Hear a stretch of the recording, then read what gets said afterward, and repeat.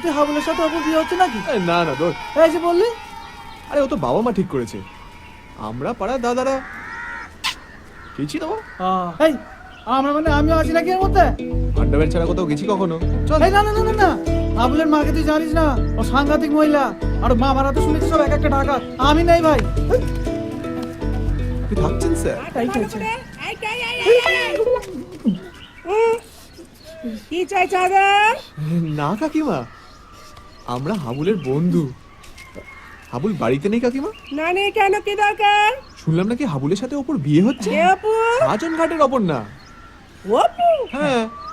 যাক বাবা, এতদিন পর মেয়েটা একটা ঠিকঠাক ছেলের হাতে পড়বে।